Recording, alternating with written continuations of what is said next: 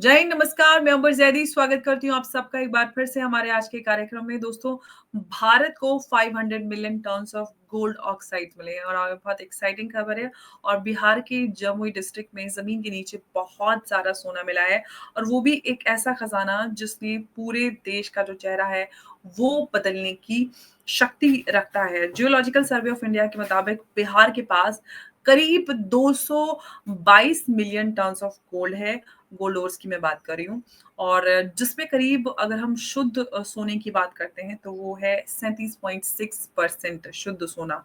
सवाल कई सारे हैं, और जब दुनिया जो है रेयर अर्थ और जो नेचुरल रिसोर्सेज है उसके लिए लड़ाई लड़ रही है, भारत के पास जो ये खजाना है अपने घर में, जो गोल्डन अपॉर्चुनिटी हम इसको कह सकते हैं, वो भारत को या भारतीय इकोनॉमी को कहाँ तक ले जाने में सक्षम है, इस पर हम बात करेंगे। और कितना फ़ायदा आम लोगों को इससे मिलेगा। उमेश जी हमारे साथ हैं, एक बार फिर से हम इस पर बात करेंगे। उमेश जी, बहुत-बहुत स्वागत है आपका। जय हिंद, नमस्कार।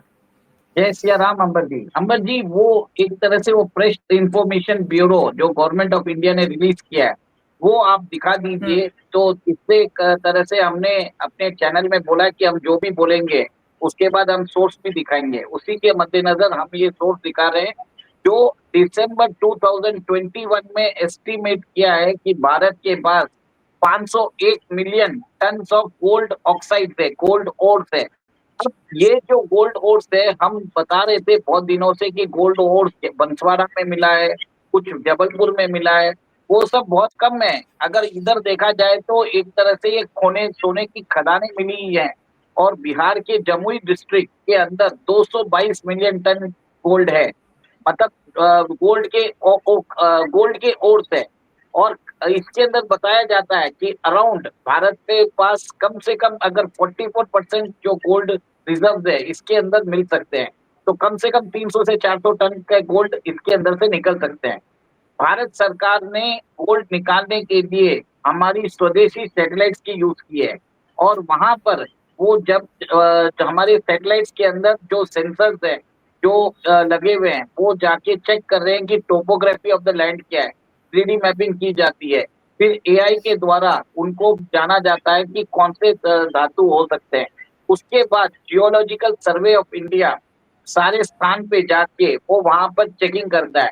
और जियोलॉजिकल सर्वे ऑफ इंडिया ने रिलीज किया है, उन्होंने बताया कि बिहार के जमुई ब्लॉक में 222 मिलियन टन के ओर्स है। और उसके बाद राजस्थान के बंसवाड़ा में 125 मिलियन टन ऑफ ओर्स है। हमने बंसवाड़ा के जो गोल्ड रिजर्व है उसके ऊपर 2-3 दिन पहले ही हमने एक वीडियो किया था। कर्नाटका के हट्टी माइंस जो है, कर्नाटका जब भी आता है हमें कोलार गोल्डफील्ड्स का नाम याद आता है। पर कोलार गोल्डफील्ड्स के अलावा भी हट्टी में आपको गोल्ड के जो ऑक्साइड्स है वो मिल रहे हैं, कम से कम 103 मिलियन टन। आंध्र प्रदेश के अंदर 15 मिलियन टन है जो अनंतपुर और चित्तूर के अंदर है। यूपी के अंदर भी है, उड़ीसा के अंदर भी है, वेस्ट बंगाल, फिर बाद में महाराष्ट्र, झारखंड, मध्य प्रदेश के जबलपुर के अंदर भी मिले हैं। तो भारत का एक तरह से गोल्डन कॉरिडोर जो है उसको मैप कर दिया है। अब देखिए, मोदी सरकार ने ये जो काम किया 1 दिसंबर 2021 को निकाला। उसके बाद रुपी में इनवॉइसिंग चालू किए जुलाई 2022 में। ये कहीं ना कहीं भारत सरकार को मालूम था कि हमारे पास देशी खदानों में गोल्ड की मात्रा ज्यादा है, हमें सिर्फ उसको एक्सट्रैक्शन करना है। एक्सट्रैक्शन करके उसको रिफाइनिंग करके, जिससे कारण देश के अंदर जो गोल्ड, जो सेंट्रल बैंक के पास गोल्ड है उसकी मात्रा बढ़ जाएगी।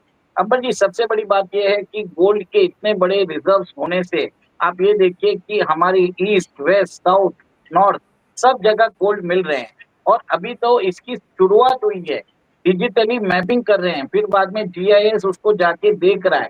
उड़ीसा के अंदर भी बहुत सारे डिस्ट्रिक्ट्स में गोल्ड मिले थे, उसका यहाँ पर एक तरह से उल्लेख नहीं किया है। तो ये जो हमारे पास जो 500 million ton of gold ores है वो रिवाइज भी हो सकती है फ्यूचर में। ये मैं बोलता हूँ फाइनल लिस्ट नहीं है। बट कहीं ना कहीं आप ये देखिए, टोटल जो गोल्ड रिजर्व अगर सारा इसके अंदर से सोना निकाला जाता है तो कम से कम 655 टन गोल्ड रिजर्व्स निकलेंगे। आप सोचिए, 655 टन अगर हम ये गोल्ड निकाल लेते हैं और ये 655 टन हमारे 880 टन गोल्ड के साथ जुड़ जाता है, तो भारत का रुपया कितना स्ट्रांग होगा। आज समझ लीजिए कि अगर $1 के मुकाबले रुपया 89 के आसपास है, और हमारा अगर अगर समझ लीजिए हमारे पास गोल्ड आ जाता है, तो गोल्ड से के कारण हम जो है एक्सटर्नल, हमको किसी करेंसी की जरूरत ही नहीं पड़ेगी। हम गोल्ड के अंदर सेटलमेंट कर सकते हैं। तो कहीं न कहीं जब हमारी डिपेंडेंस डॉलर के ऊपर कम होगी, तो हमारा रुपया एप्रिशिएट होगा। और एक और एक चीज़ है, और डॉलर एक तरह से आज वर्ल्ड के अंदर रिज़र्व करेंसी है। भारत जो है $150 बिलियन के क्रूड इंपोर्ट करता है, और ये एक तरह से आप सोचिए, अगर रुपया एप्रिशिएट होता है, तो क्रूड के जो हमारी जो महँगाई है, वो काबू में आ जाती है। देश के अंदर एक तरह से सब लोगों को फ़ायदा होगा। और इतनी बड़ी जो 500 मिलियन टन्स ऑफ ओर है, उसको अगर हम एक्सट्रैक्ट करना चालू करें, सोचिए उस सब जगह कितने जॉब्स जनरेट होंगे। और एक और एक अमित चीज़ जी, है, जब अगर हम गोल्ड सिर्फ जमुई की बात करें, क्योंकि जमुई बिहार में है और बिहार में पलायन को लेकर बिहार में जो लोग हैं इधर काम करने के लिए पंजाब, महाराष्ट्र, दिल्ली, देश के हर राज्य में जाते हैं क्योंकि वहाँ पर काम लोगों के पास नहीं है। तो क्या ये जमुई का ये गोल्ड कॉरिडोर जो है, बिहार का जो इंडस्ट्रियल रिवाइवल है, उसकी शुरुआत बन सकता है? अंबर जी, मुझे एक डर लग रहा है, अगर बिहार के अंदर मजदूर जाना देश के बाहर, अपने प्रदेश के बाहर जाके काम करना बंद कर देंगे, देश के अंदर एक तरह से समस्या हो जाएगी। कोई ब्लू कॉलर जॉब्स के लिए कोई मिलेगा नहीं। बिहार के जो लोग होते हैं, मेहनती होते हैं। कहीं भी अगर आप, यहाँ तक मैं बोल रहा हूँ, तमिलनाडु में आते हैं, चेन्नई में आते हैं, और इवन केरला में भी वो लोग जाते हैं। बिहार के लोग इतने मेहनती है। अगर बिहार के अंदर जॉब्स मिलना चालू हो जाता है, मैं आपको लिख के बोल देता हूँ, पूरे इंडिया में इंडस्ट्रीज बंद होना चालू हो जाएगी। आज सबसे बड़ा जो बिहार का जो लेबर है, वो एक तरह से इंडस्ट्रीज को सस्टेन करता है। और ये समझने वाली बात है, अगर बिहार डेवलप हो जाता है, तो पूरा देश के अंदर एक तरह से वर्कर्स की किल्लत हो जाएगी। और अभी देखिए, वहाँ पर बीजेपी की सरकार आ जाती है और बीजेपी का सीएम आ जाएगा, तो सिचुएशन बहुत डिफरेंट हो जाएगी। उत्तर प्रदेश में जो इंफ्रास्ट्रक्चर प्रोजेक्ट्स बन रहे हैं, उसके कारण already all over India workers की शॉर्टेज हो चुकी है। इतने सारे फ्लाईओवर योगी जी बना रहे हैं, इतनी सारी इंडस्ट्रीज बना रहे हैं। जो वर्कर्स पहले बिहार से दूसरे प्रदेश जाते थे, उनको मालूम है कि यूपी के पास उनको सारा जॉब मिल रहा है और उधर खर्चे भी कम है। तो जिसके कारण पलायन एक तरह से साउथ और दूसरी जगह पे नहीं हो रहा है। आज सब जगह वर्करों की किल्लत हो रही है, क्योंकि एक चीज़ है, भारत के अंदर सब लोग कंप्यूटर पे बैठ के व्हाइट कॉलर जॉब्स करना चाहते हैं। कोई भी जाके मेहनत वाला काम नहीं करना चाहता, और बिहार के जो लोग हैं मेहनती है, और वो डेडिकेटेड भी है। तो ये सबसे बड़ी बात है कि अगर ये सारी माइंस अगर चालू हो जाता है, तो देखेंगे आप बिहार के अंदर वहीं पे जॉब्स मिलने लग जाएँगे, लोगों को पलायन नहीं करना पड़ेगा। देश के अंदर बाकी इंडस्ट्रीज़ के लिए आर्थिक संकट चालू हो जाएगा, और बिहार जिसको एक पुराना गौरव होता था कि उसको एक तरह से पाटलिपुत्र बोला जाता था पटना को, और वहाँ पे नालंदा यूनिवर्सिटी है, वो जो गौरव में इतिहास है, बिहार का वापस आ जाएगा। ऐसी बात है। और भारत का 44% जो गोल्ड ऑक्साइड्स है, वो बिहार के अंदर है, और उसकी शुद्ध और उसकी जो एक्सट्रैक्शन जो बोलते हैं, उसकी जो प्यूरिटी मार्क है, इट इज़ अराउंड 37% ऐसा कुछ है। तो कहीं न कहीं हुँ। आप ये देखेंगे कि एक देश के अंदर भारत सरकार ने गोल्ड कॉरिडोर बना दिया है, और सब जगह माइनिंग चालू कर रहे हैं, और इसके बाद प्रोडक्शन भी चालू कर रहे हैं। देखिए, जो कोलार गोल्ड फील्ड थी, वो चालू हो चुकी है। हर साल वो 750 किलो का गोल्ड का उत्पादन करेगी, क्योंकि जो गोल्ड है आज 4000 आउंस पहुँच चुका है। तो बहुत सारी माइन्स में, जो माइन्स पहले एक तरह से इकोनॉमिकली अनवायबल थी, सब अभी वायबल हो चुके हैं, और सब लोग गोल्ड का जो माइनिंग है, पूरे भारत वर्ष में चालू हो जाएगा, जिससे हमारी इकोनॉमी में बहुत बड़ा इम्पेटस आने वाला है। और एक और एक चीज़ है, भारत की जो लो स्किल पॉपुलेशन है, उनको जॉब मिलना चालू हो जाएगा, और गोल्ड के साथ बाकी खनिज पदार्थ भी निकलते हैं, जैसे कॉपर निकलता है, ज़िंक, लेड, कोबाल्ट, और ये सब चीज़ भी निकलते हैं। तो ये कह सकते हैं सोने पे सुहागा जैसा हो गया है। लेकिन उमेश जी, अब सबसे बड़ी बात है भारत की, हम रिसोर्सेज़ की बात करें, तो क्या भारत अपने रिसोर्सेज़ पर ग्लोबल मोनोपोली एस्टैब्लिश कर सकता है? देखिए, भारत ने अभी तक तो चालू ही नहीं किया, मैं आपको बोल रहा हूँ। अभी तक हुँ, तो हमने इनिशियली तो अपना जो सैटेलाइट्स है, वो सिर्फ़ थोड़ा-थोड़ा घुमाया है। अभी हमारे पास उतने जीआईएस के पास मैन पावर भी नहीं है पूरा टोपोग्राफी को स्टडी करने के लिए। ये तो ये तो आप ये देखेंगे जब ये लोग खदान में उतरेंगे और तब वो लोग डिगिंग करना चालू करेंगे, तब आपको असली दौलत मालूम पड़ेगा। मेरा ये मानना है ये बहुत कंज़र्वेटिव एस्टीमेट है और अल्टीमेटली इससे जो उत्पादन होगा उससे ज़्यादा ही होने वाला है। ये मेरा मानना है और भारत एक तरह से इसके अंदर एक और एक चीज़ बता देता हूँ अंबर जी, सिर्फ़ गोल्ड का उत्पादन नहीं होगा, रेयर अर्थ मिनरल्स की भी एक तरह से देखा जाएगा कि रेयर अर्थ मिनरल्स कितने हैं और मेरा मानना ये है कि भारत के अंदर मल्टी मिनरल प्रोसेसिंग चालू हो जाएगी और इसके लिए सेंट्रल गवर्नमेंट ने मेरे हिसाब से 7,300 करोड़ का पीएलआई स्कीम भी लॉन्च किया है। तो ये एक तरह से भारत का सुनहरा भविष्य है और भारत ने एक स्वर्ण चक्रव्यूह खेल दिया है, जिसके अंदर अमेरिका हो, चीन हो, सब एक तरह से भौचक्के हो गए हैं कि भारत ने एक अब देखिए भारत सरकार अगर रुपये में इनवॉइसिंग कर रही है, तो कुछ सोच समझ के कर रही हो। क्योंकि उसको मालूम था कि पीछे हमारे पास गोल्ड ओर्स है और गोल्ड ओर्स से हम जो गोल्ड है वो निकाल लेंगे। हमारा जो गोल्ड का जो भंडार है वो बढ़ेगा, जिसके कारण डोमेस्टिकली हम स्ट्रॉन्ग होते जाएँगे, डॉलर का जो रिज़र्व्स है कम होता जाएगा और जिससे विदे हमारी जो रूपी है वो स्ट्रॉन्ग होगी और रूपी स्ट्रॉन्ग होने से इकोनॉमिकल ग्रोथ होने वाली है। तो अमर जी बहुत एक तरह से मल्टी डायमेंशनल अप्रोच है भारत सरकार का और दूर की सोचिए। अब मैंने तो आज सिर्फ़ ये फिगर ऐसे ही देख रहा था, तब मुझे ये 2021 का ये फिगर मिल चुका है। फिर मैं देख रहा था कि हम जबलपुर की बात कर रहे हैं, उसमें 10-15 मिलियन टन मिले हैं, यहाँ पे जमुई में ही 222 बिलियन टन मिले हैं और भारत के पास टोटल जो वो मिनरल ओर्स है गोल्ड का, it is around 500 million tons of gold ores. तो ये एक तरह से भारत को बोला जाता था सोने की चिड़िया। भारत वापस सोने की चिड़िया बनने के कगार पे है और इसका जो फ़ायदा है, सबको मिलने वाला है। लेकिन फ़ायदा को लेकर लोगों को क्योंकि जब भी सोने की बात आती है और हम इस पे कोई प्रोग्राम करते हैं, तो लोगों का सवाल यही है कि खबरें तो बार-बार आ रही हैं, यहाँ सोना मिल गया, वहाँ सोना मिल गया, भारत के हर कोने से सोना निकल रहा है। लेकिन आम लोगों को इसका फ़ायदा कब तक पहुँचेगा? देखिए, ये जो सोना निकल रहा है, ये राष्ट्रीय संपत्ति है और पहले कांग्रेस की सरकारों के जैसे नहीं है कि वो लोग सोना मिले तो पूरा दबा लेते थे। ऐसा नहीं किया है। मोदी सरकार ने इसको राष्ट्रीय संपत्ति डिक्लेयर कर दिया और जो भी इसके अंदर बिडिंग प्रोसेस हो रहा है, ट्रांसपेरेंसी से हो रहा है। राजस्व जो सरकार को मिल रहा है, इससे सबको फ़ायदा हो रहा है। देखिए, बेनिफिट्स तो मिल ही रहे हैं ना, जैसे राजस्थान के बंसवाड़ा है, अगर कोई हुँ। जाके उधर देखे तो वहाँ पे डेवलपमेंट हुआ ही नहीं है। अब बंसवाड़ा के अंदर माइन्स मिली हैं और जो माइन्स के अंदर खदान होगी, तो वहाँ के लोगों को जॉब मिलेगा, वहाँ पे इंफ्रास्ट्रक्चर का डेवलपमेंट होगा, वहाँ पे रोड्स बनाए जाएँगे, वर्कर्स के लिए सुविधाएँ बनाई जाएगी।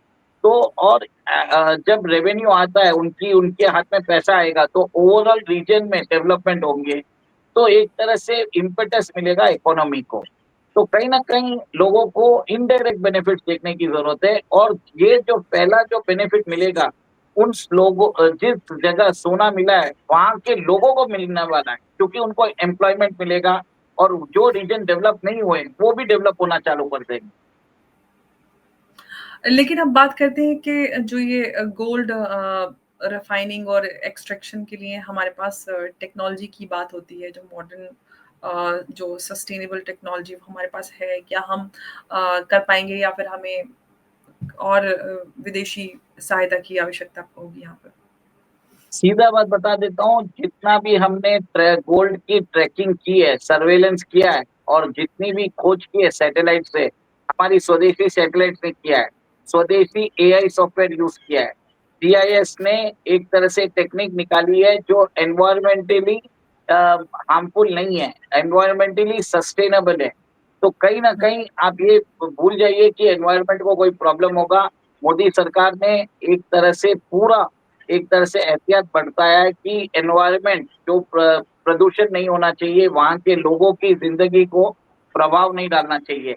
ये बात का ध्यान रखा जा रहा है, भले कॉस्टिंग बढ़ जाए वो चलेगा, बट प्रॉफ़िट के नाम पे वहाँ के लोगों का एक्सप्लॉइटेशन नहीं होगा, डेवलपमेंट होगा।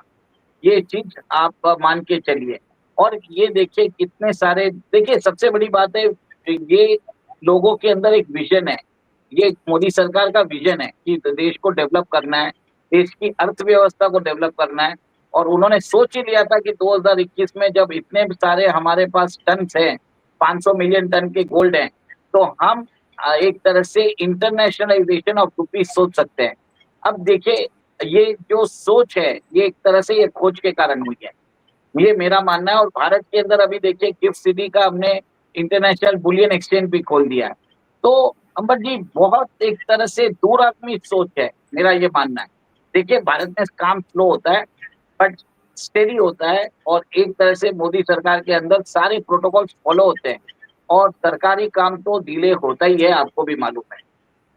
लेकिन उमेश जी, अब सवाल ये है कि क्या ये जो पूरा डेवलपमेंट है, क्या इसको ये एनवायरनमेंट और ट्राइबल डिस्प्लेसमेंट का मुद्दा बनाकर कहीं इसका पॉलिटिकल कंट्रोवर्सी तो नहीं बनेगी और फिर से आर्टिकल छपेंगे और ये सब होगा? कुछ तो छपने वाले हैं, वॉशिंगटन पोस्ट छापेगा, फिर हमारा प्रिंट छापेगा, और भी जो विदेशी पत्र, विदेशी जो पब्लिकेशंस है और भारतीय मूल के पत्रकार हैं, ये सब बातें करेंगे। उसको कोई सीरियसली लेने की नहीं है। अभी देखिए अदानी के ऊपर वॉशिंगटन पोस्ट ने लिखा भी था, हमारे मार्केट ने रिएक्ट ही नहीं किया। अभी हमारे को फॉरेन जर्नलिस्ट क्या लिखते हैं, हमें उससे कोई फ़र्क नहीं पड़ता। हमें मालूम है हम क्या है। ये देश के अंदर एक बहुत बड़ा चेंज आया है। पहले हम रिएक्ट करते थे, देखो क्रंच वाले ये बोल रहे हैं, वॉशिंगटन पोस्ट ये बोल रहा है, इंग्लैंड के अखबार ये बोल रहे हैं, जर्मन अखबार ने ये बोला, उस आदमी ने उधर वो सबीर भाटिया है, वो बैठ के ये बात बोल रहा है। अभी उनकी बात को कोई अहमियत देता ही नहीं है। वो सब लोग इग्नोर करते हैं, बोलते हैं ठीक है भाई, बकवास कर रहे हैं, करने दो। हमें वी आर इग्नोरिंग देम। इसके लिए तो बीबीसी ने आर्टिकल निकाला था, जेन ज़ी इंडिया में रिवोल्ट क्यों नहीं कर रहा है? सोचिए, हम लोगों को मालूम है ये लोग बकवास कर रहे हैं और इनका प्रोपेगेंडा नहीं चलने वाला। ये सिंपल सी बात है। लेकिन अब सवाल ये है कि क्या जो सरकार है इस डिस्कवरी को आत्मनिर्भर भारत या फिर मेक इन इंडिया की जो बात करती है, उसका एक सिंबल बनाएगी? देखिए भारत सरकार ने कुछ किया ही नहीं है, सबसे बड़ा प्रॉब्लम वही है। तो 2021 में मिल गया था इनको ये चीज़ को, मुझे भी नहीं मालूम था, accidentally I came to know across it. तो कहीं न कहीं मेरा मेरा मानना है कि मोदी गवर्नमेंट को मैं क्रिटिसाइज़ करता हूँ, वीक कम्युनिकेशन, कि आप अपने जो काम है वो आप लोगों को नहीं बता पा रहे हो। आपने ये सब इम्पोर्टेंट चीज़ें कैसे मिस कर दिया? तो इसके लिए मैं तो बीजेपी के जो आईटी सेल के चीफ है, अमित मालवीय हो या दूरदर्शन हो या एमईआईटीवाई हो, उन सबको ब्लेम करता हूँ। अब ये सब बातें आनी चाहिए, समझाना चाहिए कि कैसे फ़र्क पड़ता है, जैसे हम और आप कर रहे हैं। हमारे पास तो छोटा नेटवर्क है, इनके पास तो कितना बड़ा नेटवर्क है, फिर भी उन लोग नहीं करते हैं। डिफरेंस वो हो रहा है ना अंबर जी।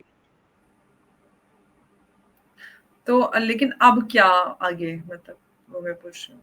आगे कुछ भी नहीं है, एक्सट्रैक्शन चालू हो रहा है, देश के अंदर सोना बनेगा, और ये सोना जो एक्सट्रैक्ट होगा और रिफाइन होगा तो आरबीआई के वॉल्ट्स में जाएगा, देश का सोना बढ़ेगा तो करेंसी स्ट्रांग होगा, करेंसी स्ट्रांग होगा तो दाम कम होंगे, इन्फ्लेशन काबू में रहेगा, लोगों के हाथ में ज़्यादा पैसा रहेगा, कंजम्पशन बढ़ेगा तो हमारी इकोनॉमी के अंदर इन्वेस्टमेंट भी बढ़ेगा, इन्वेस्टमेंट से और जॉब्स होंगे, ऑल राउंड प्रॉस्पेरिटी होगी।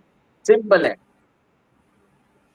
तो ये कह सकते हैं कि भारत का जो भविष्य है और सुनहरा यहाँ से नज़र आ रहा है, और बड़े ये अपडेट है, और इसमें कितना समय लगता है ये पूरा एक्सट्रैक्शन स्टार्ट होने में, ये तो आने वाला समय बताएगा। देखिए लेकिन भारत सरकार जी। देखिए, कम से कम आपको एक टाइम तो लगेगा, 4-5 साल तो लगेंगे, पर कहीं न कहीं शुरुआत हुई है, और हम देख रहे हैं कि रोज़ कुछ न कुछ मिल रहा है। जीआईएस को एक तरह से मोदी जी ने डंडा मार दिया है, सब जगह घूम रहे हैं, हर जगह जाके चेक कर रहे हैं और डिक्लेयर कर रहे हैं। अब इनको मालूम था कि अब ये 2025 में ही क्यों आ रहा है, तो कहीं न कहीं मोदी जी ने डंडा मारा होगा कि भैया जाओ, सब काम करना चालू कर दो। और एक और एक चीज़ है, जैसे ही डिस्कवरी का मालूम होता है, इमीडिएटली टेंडर निकाला जाता है कि कौन उसको एक्सट्रैक्शन करेगा। तो ये सब काम चालू हो चुका है। अमर जी, भारत का सुनहरा भविष्य है, गोल्डन कॉरिडोर, ये भारत का स्वर्ण कॉरिडोर है, गोल्डन कॉरिडोर।